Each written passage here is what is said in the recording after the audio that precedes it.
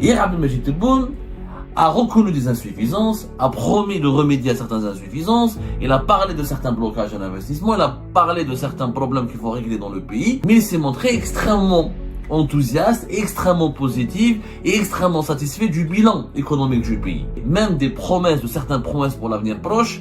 Il a dit que l'Algérie pourrait devenir d'ici 2027 un pays émergent. Il a promis aussi que l'Algérie pourrait supplanter l'Afrique du Sud et l'Égypte et deviendrait dans les années à venir la première puissance économique sur le continent africain. Il a dit que l'Algérie va devenir l'un des pays les plus dynamiques économiquement sur le bassin méditerranéen. Il ne s'appuie sur aucune stratégie cohérente.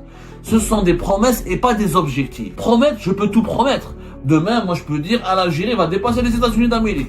Nous allons conquérir la Lune avant la Chine et l'Union Européenne. Ça ne veut rien dire. Quand on dit par exemple que l'Algérie va avoir un objectif de 400 milliards de PIB en 2027. 400 milliards de PIB, 400 milliards de dollars. Aujourd'hui, notre PIB de 200 et quelques. D'ici 2027, dans 2 ans, on va avoir 400 milliards de dollars. Abdelmajid Tebboune lui-même dit que nous avons une croissance économique de 4%. Mais toi, tu dis qu'en 2027, tu vas doubler ton PIB. Donc normalement, tu as une croissance économique à 50%. L'économie n'est pas une science exacte, mais l'économie est une science. L'économie n'est pas une science exacte comme les mathématiques ou la physique quantique ou la chimie ou la médecine, mais ça reste une science qui a un raisonnement, qui a une logique, qui a une base, qui a des éléments, qui a une certaine rationalité, et on ne peut pas tout dire et tout promettre quand on parle de la situation économique d'un pays. Malheureusement, c'est ce qui s'est passé hier. Abdelmajid Tebboune, le président de la République, peut-être il est motivé par de très bonnes intentions. Je ne remets pas en cause ses intentions, mais ce que je remets en cause, ce sont sa manière de diriger le pays, ou sa manière d'analyser, ou sa manière de ou de sa manière de défendre sa vision du futur proche de l'économie algérienne. Hier, Abdelmajid Tebboune a reconnu des insuffisances, a promis de remédier à certaines insuffisances, il a parlé de certains blocages à l'investissement, il a parlé de certains problèmes qu'il faut régler dans le pays, mais il s'est montré extrêmement enthousiaste, extrêmement positif et extrêmement satisfait du bilan économique du pays. Il a parlé même des promesses, de certaines promesses pour l'avenir proche. Il a dit que l'Algérie pourrait devenir d'ici 2027 un pays émergent. Je répète, il a promis aussi que l'Algérie pourrait supplanter l'Afrique du Sud et l'Égypte et deviendrait dans les années à venir la première puissance économique sur le continent africain. Il a dit que l'Algérie va devenir l'un des pays les plus dynamiques économiquement sur le bassin méditerranéen. C'est-à-dire que les promesses qui ont été faites sont malheureusement extrêmement populistes. Ils ne s'appuient sur aucune stratégie cohérente.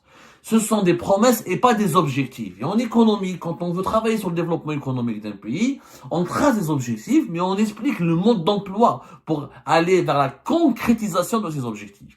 Promettre, je peux tout promettre. Demain, moi, je peux dire, l'Algérie va dépasser les États-Unis d'Amérique. Nous allons conquérir la Lune avant la Chine et l'Union Européenne. Ça ne veut rien dire. Les annonces ne veulent absolument rien dire.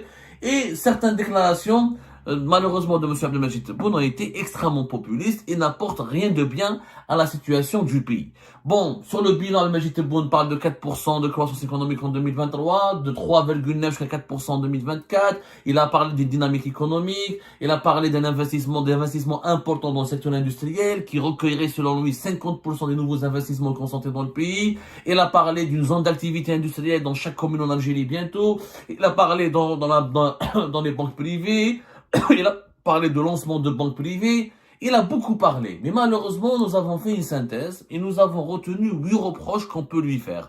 8 reproches qu'on peut lui faire et qu'on peut faire, et on va dire 8 critiques qu'on peut lui adresser parce que son discours n'est pas du tout rassurant. Pourquoi?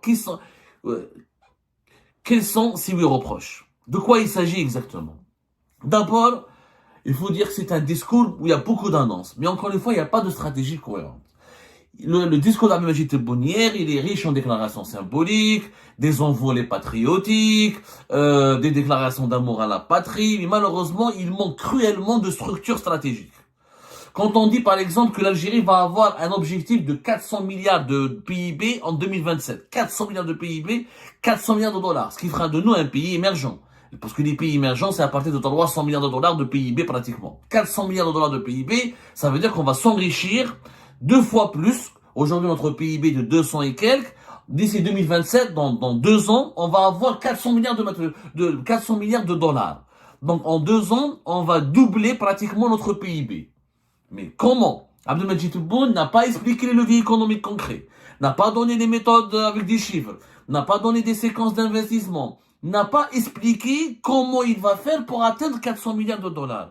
Comment tu vas passer de 220 à 225 ou la 230, parce que même le PIB, le calcul du PIB algérien actuel ne fait pas l'unanimité au sein des experts et des économistes dans le monde entier. Il a été reconnu par le pays, il a été reconnu par, on va dire, par la Banque mondiale et le FMI. N'en demeure pas moins que beaucoup d'économistes, y compris des économistes algériens, disent que le PIB de l'Algérie fait ou même fait. Le PIB de l'Algérie annoncé par le régime algérien en 2023, c'est 247 milliards de dollars. C'est un PIB extrêmement élevé qui a été recalculé à partir de 2023 par une méthode qui s'appelle le rebasage. Le basage, c'est-à-dire on a recalculé, on a changé les paramètres de calcul et les paramètres de détermination des statistiques économiques du pays. Et on a eu un PIB extrêmement élevé qui était de même pas 200 milliards de dollars en 2021. On est passé à 225 milliards de dollars en 2022. Ensuite, on est passé à 247 milliards de dollars en 2023. Donc l'Algérie crée des richesses, sauf que ces richesses sur le terrain, elles ne sont pas perceptibles. La croissance industrielle est encore faible, l'économie n'est toujours pas diversifiée, le chômage est toujours élevé, les ménages s'appauvrissent, la monnaie est toujours faible, le pouvoir d'achat est toujours faible. Donc ce PIB qui ne cesse d'augmenter, malheureusement dans la réalité, il ne correspond à aucune production de richesse qui est réelle et qui est répartie justement à travers, ou équitablement, à travers l'ensemble de la population algérienne. En réalité, ce n'est qu'un calcul, le PIB de l'Algérie. 240, 233. En réalité, on a fait le rebasage depuis 2022, plus exactement, 2022, bien avant 2023, je me corrige, et on a intégré dans le calcul des richesses nationales la part du marché informel. Et on a changé quelques références dans les statistiques. Mais ça reste que des statistiques théoriques. Or, l'économie, c'est pas de la théorie. C'est exactement pas de la théorie. Donc comment, si maintenant, on va manipuler les statistiques, même parce que le FMI l'a accepté pour 2022 et 2023. Mais si on annonce un PIB de 400 milliards de dollars en 2025, ça ne veut pas dire que le FMI et la Banque mondiale vont l'accepter à chaque fois. Parce que passer de 200 et quelques à 400 milliards, c'est de doubler. Comment tu as, Abdelmadjid Tebboune lui-même dit que nous avons une croissance économique de 4%. Je me une croissance économique de 4%. Ça veut dire que la richesse nationale augmente à 4%. Mais toi, tu dis qu'en 2027, tu vas doubler ton PIB. Donc, normalement, tu as une croissance économique à 50%, pas à 4%. C'est pas logique. Tu ne peux pas atteindre un PIB à 400 milliards, tu peux pas atteindre un PIB à 400 milliards de dollars, si ton PIB actuel est de 200 et quelques, et tu as une croissance à 4%. Il te faudra une croissance de plus de 10%. Il faudra qu'une croissance réelle. Ça veut dire beaucoup d'exportations de devises et beaucoup de création d'emplois et beaucoup d'industries et beaucoup de création de richesses pour atteindre un objectif de 300 milliards en 2027. C'est déjà un miracle. Mais notre croissance, elle est limitée. Le FMI lui-même, la Banque mondiale elle-même, pour l'avenir pour les projections pour l'Algérie pour 2026-2027, elle part d'un taux de croissance entre 2 et 3%. Elles ne disent pas que l'Algérie va avoir un taux de croissance de 10 ou 15%. C'est pas possible. Donc, c'est une annonce qui paraît populiste. Quand un dirigeant politique fait des annonces économiques sans chiffres, sans des méthodes, sans expliquer ses méthodes et ses structurés, sans parler de comment il compte faire ses modes d'emploi pour les investissements, sans expliquer les leviers qu'il va utiliser pour atteindre ses promesses, pour atteindre ses chiffres, ça devient du populisme. Ce n'est plus de l'économie, ce n'est plus le développement de l'économie. Donc, c'est un discours d'annonce, mais il n'y a pas de stratégie. Il n'y a pas de stratégie. Par exemple, Abdelmadjid Tebboune, encore le deuxième reproche qu'on peut lui faire. Il parle d'une guerre déclarée à la bureaucratie. Mais il ne fait pas de réforme de l'État. Il dit que l'Algex a été mauvaise, etc. Mais c'est toi qui as appliqué l'Algex. C'est le président Abdelmadjid Tebboune. Avant le régime Tebboune, l'époque du régime de Bouteflika, l'Algex ne délivrait pas, ne contrôlait pas les importations, n'imposait pas aux importateurs des certificats d'importation. Donc, c'est une création purement du régime Tebboune. Donc, toi, tu crées un dispositif qui ne fonctionne pas, 2 ans après, bien sûr, on l'a salué, on lui a dit merci, il le remet en cause, il le supprime. Ensuite, il dit que c'est de la bureaucratie. Mais c'est toi qui as créé la bureaucratie. C'est l'État algérien lui-même. Donc, quand on déclare la guerre à la bureaucratie, mais il n'y a pas de réforme réelle de l'État. L'Algérie a besoin d'une réforme de la haute fonction publique. Elle a besoin d'une justice économique indépendante, parce qu'il y a la justice qui n'est pas déjà indépendante, mais aussi la justice économique. Il faut qu'on ait des tribunaux de commerce. Il faut que les affaires économiques ne soient pas pénalisées. Toi, un commerçant de bananes est fini en prison. Un commerçant de tomates est fini en prison. Un importateur peut finir en prison. Un chef d'entreprise peut finir en prison pour des actes économiques, pour des actes de gestion, pour des transactions économiques. Donc, il n'y a pas de justice économique indépendante en Algérie. Il n'y a pas de mécanisme de redevabilité des gestionnaires publics. Les gestionnaires publics en Algérie ne rendent pas des comptes. Quel est le ministre qui a donné un bilan? Quel est le PDG de société publique? On a limogé en 2023 le PDG de Sonatrach après plusieurs conneries et maladresses. Il n'a jamais donné de bilan, n'a jamais été jugé, n'a jamais été auditionné. Air Algérie, que des conneries, et il n'y a pas de bilan. Donc, il y a pas, les gestionnaires publics ne donnent pas de bilan. Ils agissent, ils se comportent comme si ces entreprises ou ces organismes publics qu'ils dirigent sont leur propriété privée. Donc, il y a une contradiction flagrante dans le discours de Tebboune. Comment il peut espérer un changement de climat des affaires du pays, comme il en parle? Il parle de changement des affaires du climat du pays, alors qu'il ne réforme pas les structures même de l'État. L'État algérien et ses structures ne sont pas réformées. C'est ça ce qui est bizarre. Et même, il y a une contradiction dans le texte. Il y a une contradiction dans le discours. Il y a, en plus, troisième reproche, il y a une stigmatisation excessive et simpliste du secteur privé. C'est vraiment, Abdelmajid Tebboune, le privé, il parle des dates. Haram, c'est un crime de vendre des dates à 40 dinars. C'est un crime de cacher son argent. C'est un crime d'importer. C'est un crime. On passe son temps à s'attaquer au privé. Mais ça marche pas comme ça. Quand on s'attaque trop au privé, d'abord, l'économie algérienne, elle est monopolisée par l'État. C'est vrai que les capitaux privés sont largement supérieurs aux capitaux publics dans la circulation de l'argent, mais l'investissement, la gestion de l'économie nationale, la détention du patrimoine économique du pays, c'est l'État. L'État, il a le monopole sur le transport aérien encore. Il a le monopole sur les banques. Mais à part les banques étrangères, le privé algérien n'a pas de banque. C'est que des banques étrangères, pas des banques, mais pas encore de banques privées. Il a le monopole sur les mines et l'énergie. Il a le monopole sur énormément de secteurs. Dans le BTP, c'est l'État. Dans tout ce qui est sécurité nationale, c'est l'État. Dans les infrastructures, c'est l'État. C'est l'État qui est le premier investisseur dans le pays. C'est lui qui détient les commandes économiques du pays. C'est lui qui a les plus grands budgets. Les crédits les plus importants sont accordés aux entreprises étatiques. Les entreprises étatiques sont encore nombreuses, financées par l'argent public. Les filiales de Sonatrach Wahadam sont une dizaine. Sonatrach Wahada avec ses filiales, c'est des dizaines de filiales, même une centaine. Si je calcule les filiales de Sonatrach Wahada, c'est énorme. Air Algérie, malgré qu'elle n'est pas rentable, elle est financée par l'État. Donc c'est l'État qui consomme le plus d'argent. Le déficit budgétaire, c'est l'État. 150, les filiales de Sonatrach Wahadam, c'est 154 filiales de Sonatrach. Donc s'attaquer au privé, ça ne veut rien dire. C'est juste une fuite en avant, et en plus, ça crée une peur. Demain, les investisseurs internationaux, ils ne vont pas venir en Algérie. Nous savons, en Algérie, il y a un État qui attaque tout le temps le privé, qui attaque tout le temps les opérateurs privés. Les étrangers, les investisseurs internationaux sont majoritairement, dans leur composante écrasante, des opérateurs privés. Un pays où le privé lui-même, il est menacé, mais il va pas venir. Donc c'est nos propres entreprises ne sont pas respectées, protégées, promues, encouragées, on pourra jamais avoir des investissements. Et comment on va atteindre un PIB à 400 milliards de dollars si tu n'as pas des investissements internationaux? C'est pas possible, c'est une contradiction. Avec ton propre argent, aucun pays ne se développait uniquement avec ses propres moyens.